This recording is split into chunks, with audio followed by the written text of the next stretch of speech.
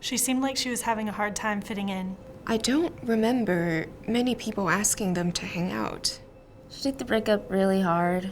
Things weren't the same after she failed that first test. He worried a lot about disappointing his parents. He started having a hard time after he got bad news from home.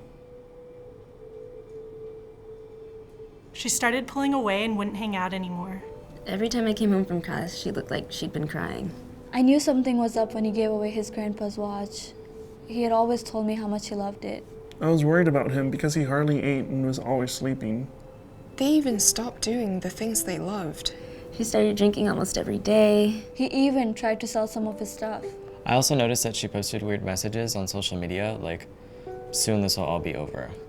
She said she just wished she could go to sleep and not wake up. They said they were tired of feeling lonely. She told me that she felt really hopeless about pulling her grade up. He said he wished he could disappear so he wouldn't be a burden to his family. He said that I didn't have to worry about him next semester. I was always taught to mind my own business. Everyone is stressed when they start college, right? A couple times, I almost tried to talk to them, but didn't because I figured someone else would. I did wonder if I was making too big of a deal of it. I didn't want to offend her. I didn't know what to do or how to help her. I wanted to ask him if he was thinking about suicide, but I didn't know what to do if he said yes.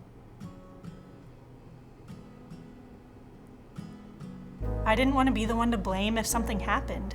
I thought to myself, I'll feel better knowing I did something. I knew someone in the past who had attempted suicide, so I didn't want to risk it. I would rather have her mad at me than have her hurt or dead. Even though I didn't know what to do, I knew I had to do something because I really cared about her. I kept thinking, what if it were me? I'd want a friend to do something. So I asked him, "Are you thinking about suicide?" She said yes.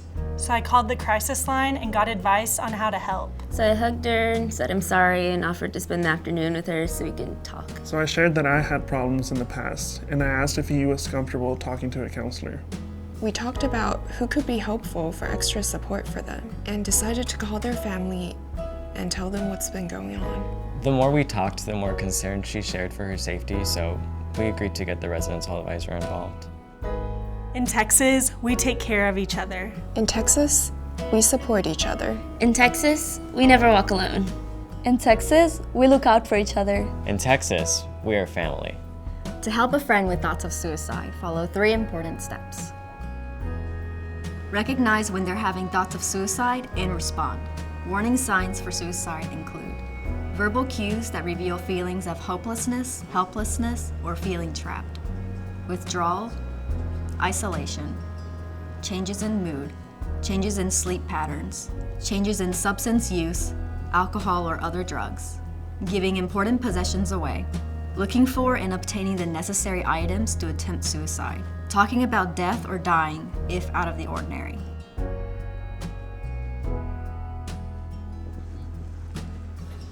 Take action and reach out directly or get others involved who can help. Ask directly about suicide. Express concern.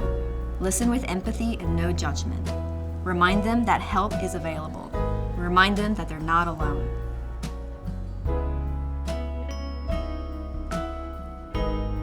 Make a referral to a supportive resource like a mental health professional or other campus or community resources. In Texas, we're all in this together.